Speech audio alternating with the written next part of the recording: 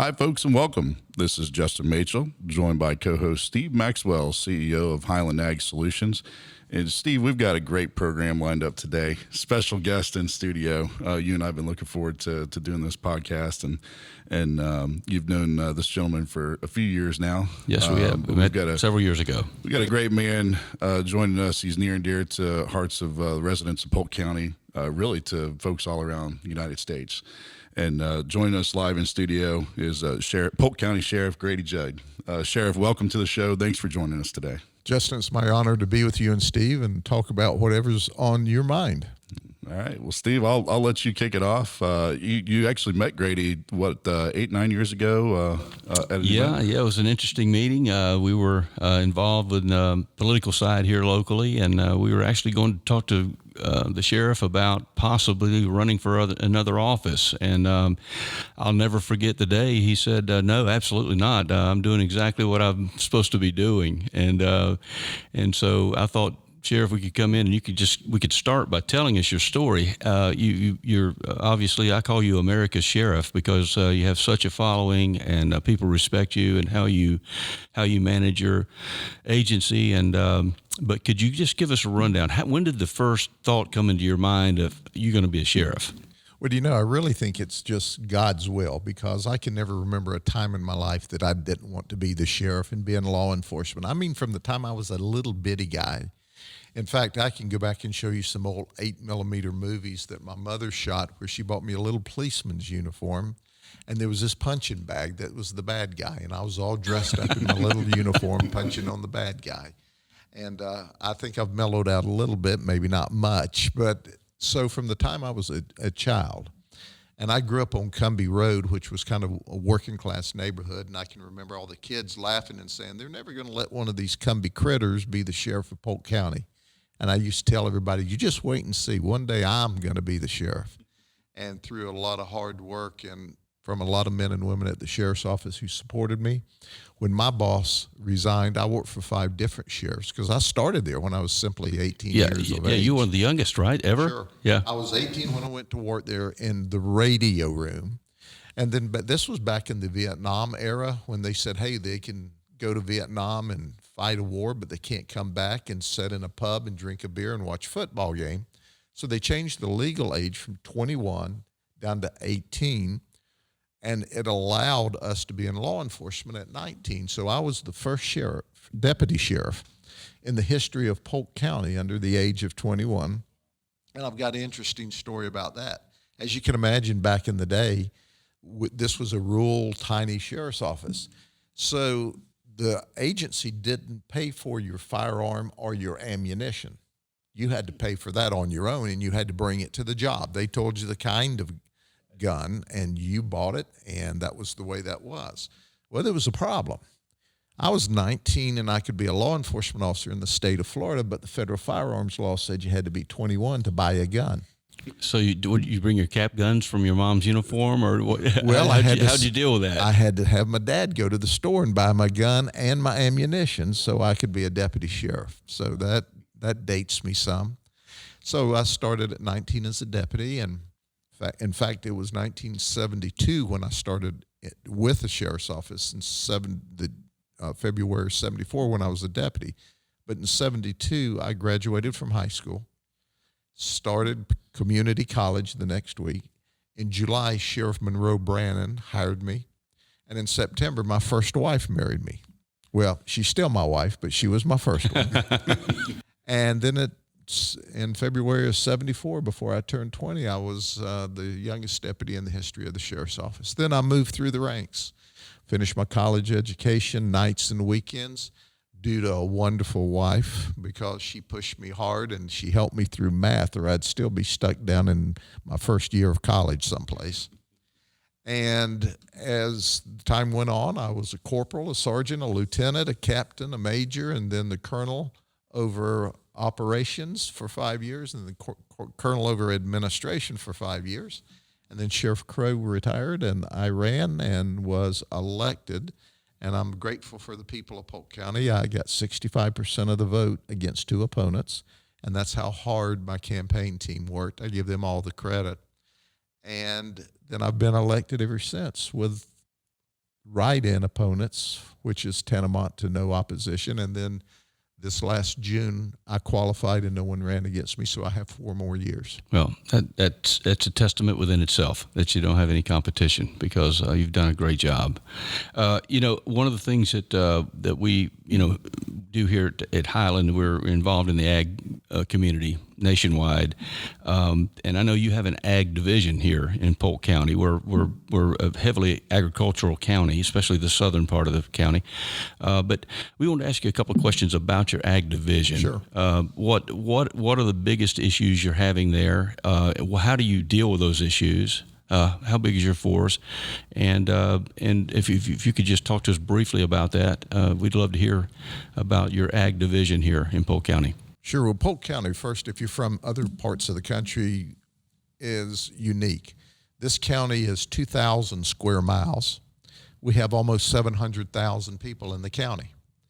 But the majority of the population is encapsulated in the Lakeland, Winter Haven, I-4 and 27 metro area, kind of at the north central part of the county. The rest of it is very rural. And so it's funny, when you police, there's different policing. There's country policing and there's city policing, and we get to do both. So because agriculture has a large footprint in this community, we have an entire division that's allocated to agriculture. Now, that's not only our ag people, but we also have our marine folks, because a lot of our marine and our agriculture butts up against each other. And I also have aviation assigned to agriculture, because as you can well imagine, it's very difficult to impossible to patrol successfully in hundreds of acres or thousands of acres of farms and ranches from the road. So we do it with a helicopter or an airplane. So when we put all of our work together, our goal with our farmers and our ranchers are to be their best friend. They can dial 911 if they need help, but we make sure that every farmer in Polk County has all of the ag deputies' cell phone numbers. And the people who work in our agriculture division know that customer service is number one any place in the sheriff's office. But when an ag man or woman calls and says, I need help, they get help right this second. They have their own personalized ag deputy. And that's why it works so well. And I tell them, quite frankly, as my deputies, I love you. But if you don't keep that ag community happy, you can't stay in our agriculture division. So at the end of the day, they all know each other, the farmers, the ranchers, and the deputies, on a first-name basis. They know me on a first-name basis, and cell phones are a marvelous thing, because now we get calls 24/7. But that's where our real Americans still are, because with our ag community, right is right, and wrong is wrong, and wrong is never right. And when we deal with them, you don't need a contract. A shake of the hand is all you need, and they'll talk straight to you. You know, some people, if they're not happy or something goes wrong, they'll just ignore you and go on. But our ag folks will look you in the eye and go, now, boy, you screwed that up. Yeah. But we're going to give you an opportunity to fix it. Or sometimes they call me and say, Sheriff, they screwed that up. And I love it, because you'd always know where they stand and where you stand with them. And my ag community is, quite frankly, my largest group of supporters. They're fantastic. Well, I know we have customers nationwide, Canada, some down in Mexico, and it's a common theme. No matter what part of the country you're in, if they're in agriculture, it's the same substance. It's their men and women of their word. Their word is their bond. They're the backbone. They're family people. They respect God. They respect their country. It's a great customer base. I never want to deal with any other customer base in our customer base. So. Well, I can tell you, when your ag people, when they watch the miracle of birth out in that cow pasture, and they watch that plant or that fruit or that vegetable grow out of the ground, how do you say there's not a God? I mean, you can see God at work. And we're fortunate enough in the ag community that God allows us to propagate his products. I wanted to kind of switch gears now and talk about your style. I know just recently we had a terrible murder near my hometown in Frostproof, and the world got to see you at work again. You are probably one of the greatest I've ever seen in your role to take advantage of multimedia, not just television, but social media and things like that. How has that changed your job? You've been around the business for a long time, but what do you see both positive and negative with this new world of media? The positive of this new world of media is I can talk directly from my lips to your ears. Back in the day, you were subject only to traditional television, if they would come out in the country and cover you. And only then was the clip that they wanted or the sentence that they wanted, so they could do a 15, 20, 30-minute interview, and you talk all positive and go watch the evening news, and it wasn't so positive. Or you had to communicate with your constituents through the newspapers. And traditionally, newspapers are left of center. Not all of them, but left of center. So you never got your message delivered to your customer or your client or your voters or your constituents the way you intended for it to be. It was always delivered in the way that the newspaper decided to deliver that. And that never worked well for the local sheriff. Now, the media can't do that to us anymore, because now I can sit and talk directly with my constituents, with my voters. I call them my bosses because I work for them. I'm their servant. I'm a servant leader, but I serve the people in this community, all of the people in this community. And the beauty of it is I can listen directly and I can communicate directly, and they hear my heart and they hear my words in the way I intended them, not the way some person marketed that message or that communication or that event after the fact. That's the strength. The weakness is there's a lot of chatter out there that's not true. Anybody with a cell phone's now got a voice. And if the truth doesn't suit them, they just make up what they want to. And you have to be very cautious, because a lot of what you see and hear on social media just is not accurate. But it's portrayed for the truth, or they'll craft it to be the truth. So that's the downside to it. You know, I say this jokingly that I used to think about 5% of the nation or the world was crazy. With social media, I've changed my idea. It's much greater than that. But I'm just kidding sometimes.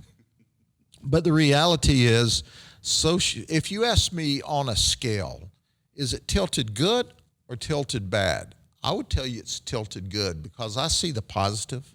I see the opportunity for us to all communicate with each other directly, but we all have to be wiser in that you've got to fact check and not accept on face value what you see on social media.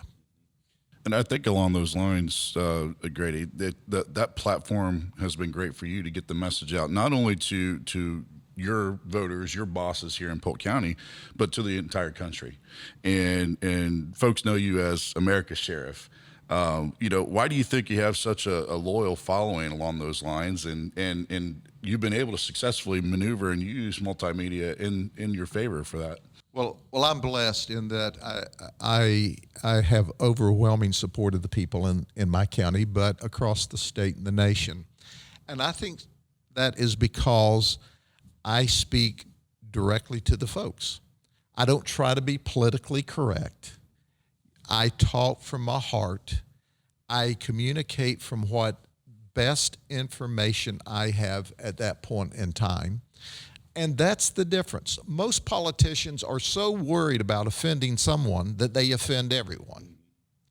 And most politicians are so worried about getting elected to their next term or to their next post that they don't want to say anything or take a position. Well, you need to vote those people out of office. They're no good for you. I represent the people that elected me.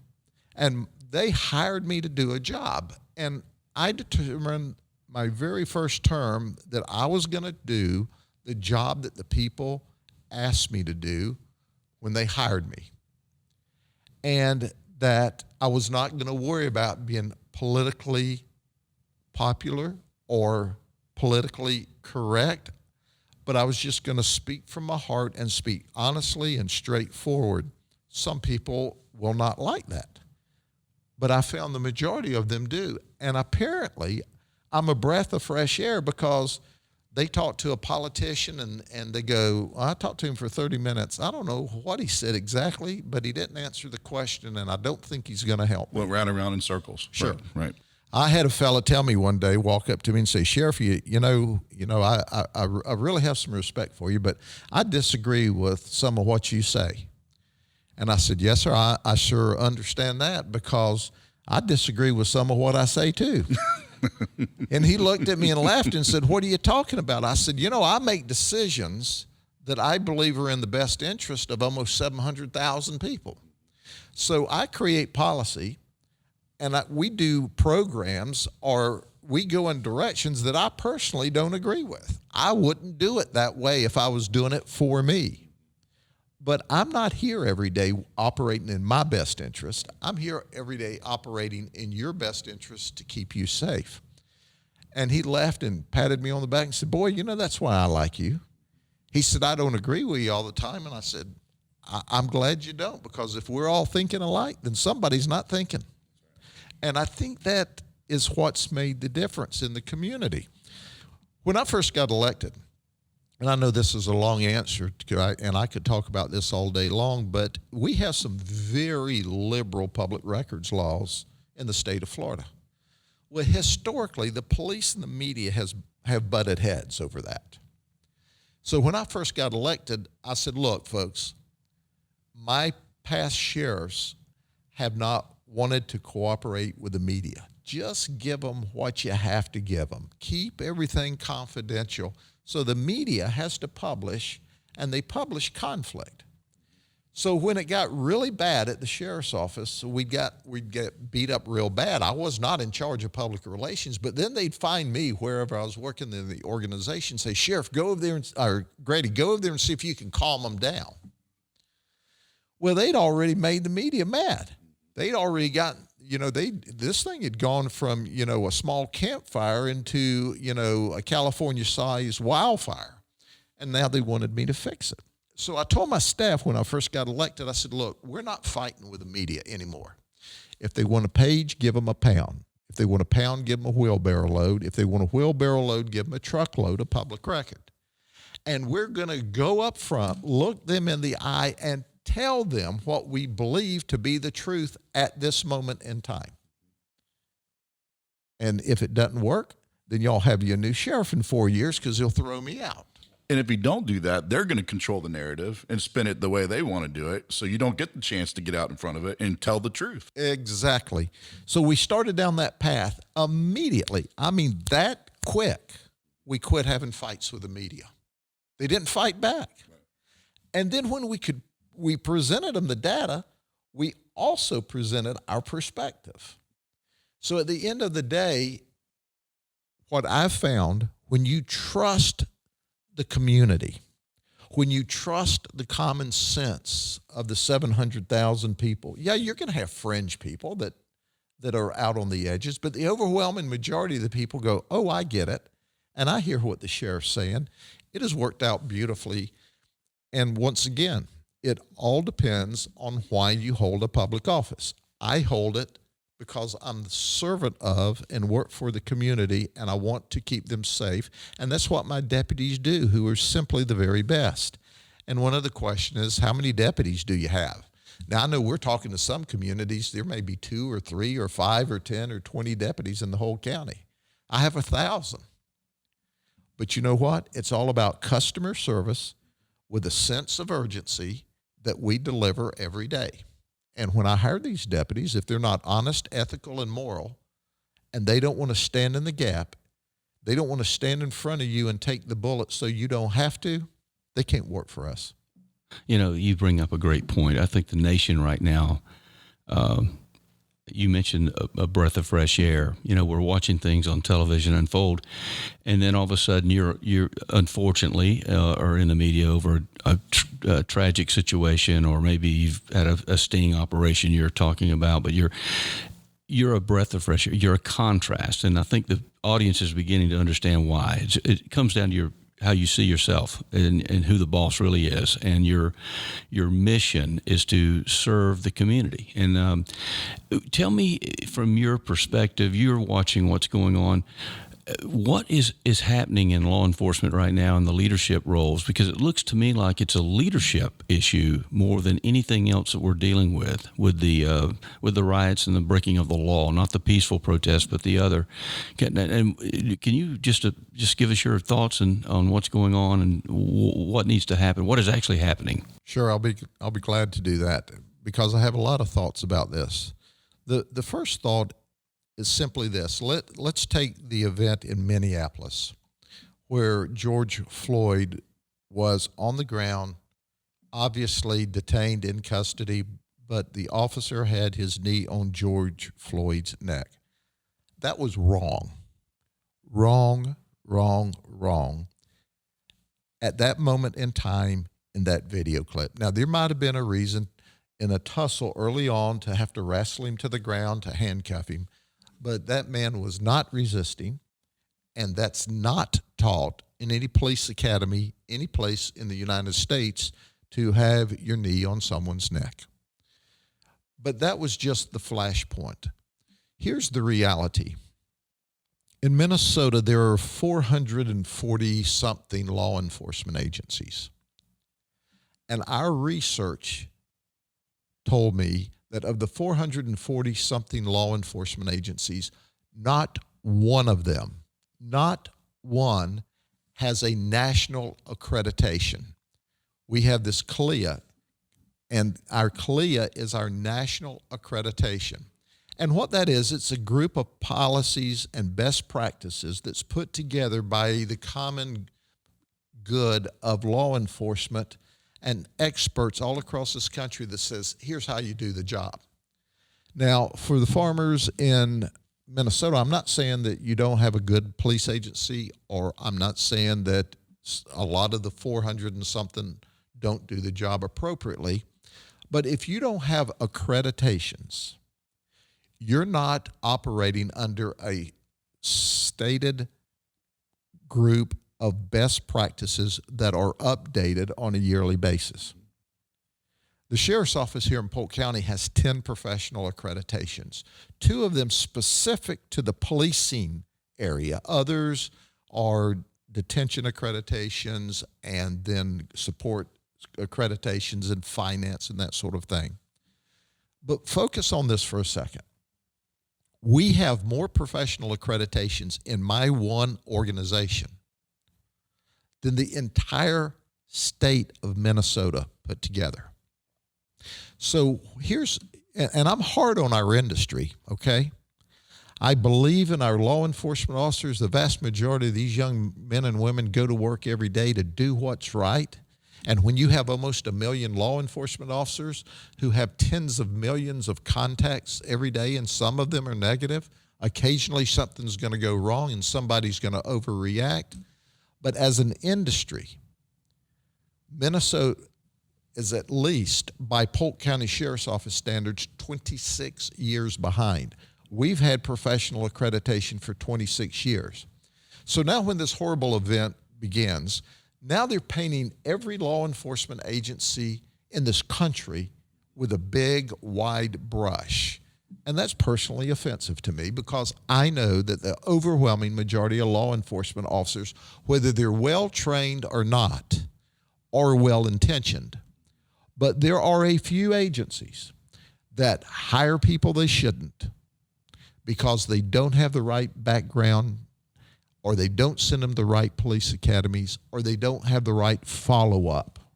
They don't hire And then there's other agencies that are unionized. When you look at the events that are grabbing negative public media against the police right now, with the exception of two, a small police department and a jail, every one of the other places where there's been horrific allegations against the police, I'm not making value judgments on which way the outcome of the investigation was, but it looks bad. Every one of them are unionized. Unions protect bad cops, period. And that's all I can say about that. So there are people in the law enforcement community that should not be in the law enforcement community today, and they wouldn't have been in a lot of shops, but for unions that protected bad cops. I'll give you an illustration. A friend of mine, my chief deputy, we call him chief of staff, was at a national meeting talking to a large city police chief who he was friends with. And he looked my chief in the eyes and said, the last 12 people I have fired as the police chief of this large city agency, the arbitrator for the union made me rehire them.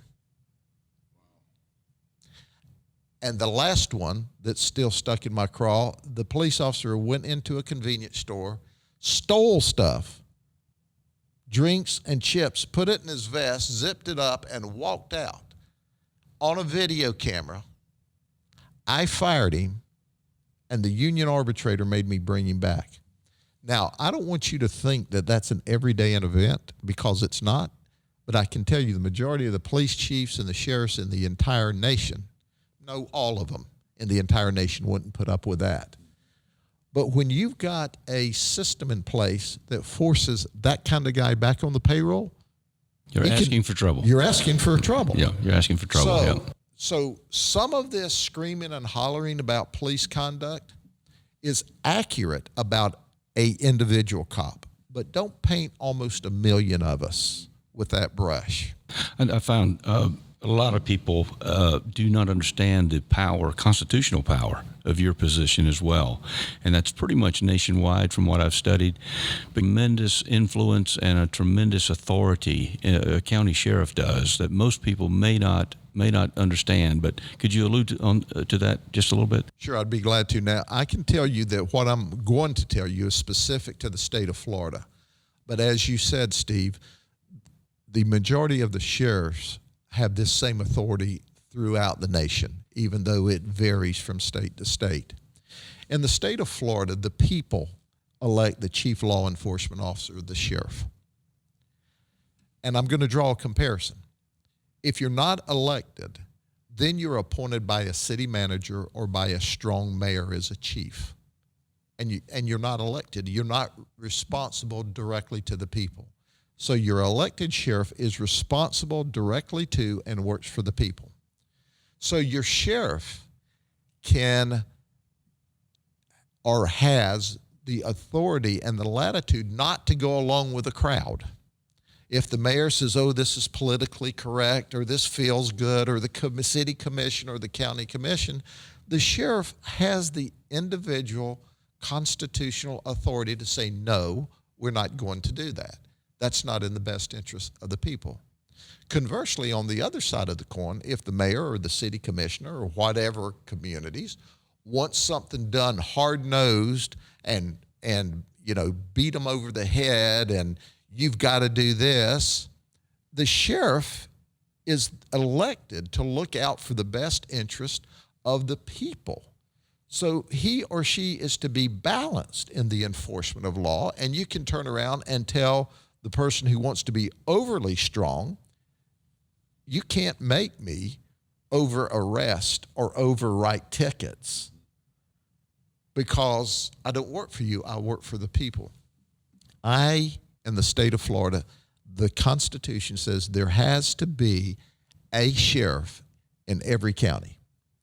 And we just passed a law in the state of Florida that says, oh, by the way, not a law, we passed a constitutional amendment that says every county now has to have an elected sheriff because the people want a direct representative into how the law is enforced.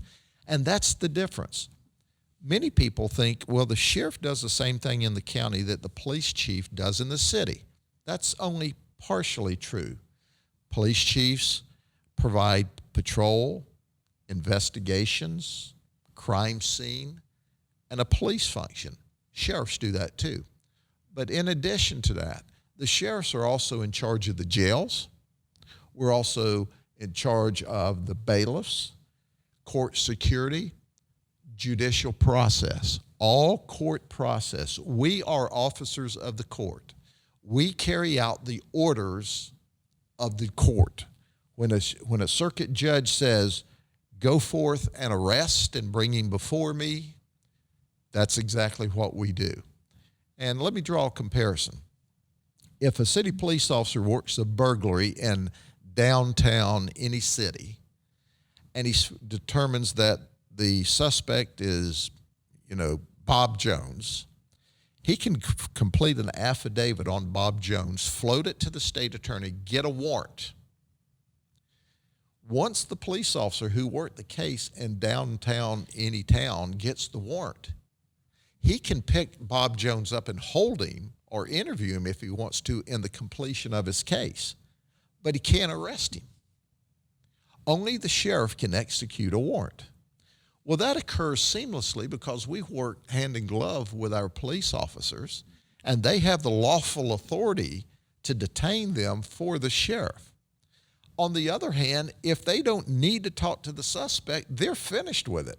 They don't have to go find this guy and bring him before the court, because now the judge has ordered the sheriff to bring his body before the court. So that's the constitutional authority of the sheriff. The sheriff is much more powerful in a legal sense than a police chief. And in fact, the sheriff of the county has the same authority in downtown whatever city in his county or her county as he would in the unincorporated area. So it's not like, we have to get the permission of the chief to go in, or the state attorney has to authorize us to do an investigation. No, just the opposite's true. The sheriff has this independent authority. The state of Florida can come in to investigate a case. They can do that. They've got the authority. But they can't stop the sheriff from investigating it, because the Constitution says the sheriff is the people's representative of law enforcement. Did the state of Florida follow another state in doing that constitutional amendment, or are there several other states in the country that have that already in place as well? I would like to answer that. I don't know. I know that we independently did that because Miami-Dade has had an appointed public safety director for decades, back into probably the 60s. And the authority of the sheriff was inculcated in the mayor, according to the charter or home rule. Well, the state of Florida said that doesn't work, because then we don't have a check and balance. Because you see, the mayor can direct the police chief, hey, ignore that or enforce that. And the chief works for the mayor. But the sheriff can come in despite what the mayor or the chief wants or doesn't want and investigate. So it took away a check and balance, or it took away power of the people. So at the end of the day, the state of Florida, the people of the state of Florida said, we don't want to lose our ability to vote for our public officials, and we certainly don't want to lose the authority to have direct supervision over the sheriff. If he's too heavy-handed, if he doesn't do the job, we have the ability next election to fire him. And we don't have to have a reason. There's no civil service boards. There's no unions. There's no politics. We don't have to convince a county commission or a mayor. The people can hire the sheriff, and the people can fire the sheriff. People of Florida want it that way. And I suggest most of the people of the United States want it that way.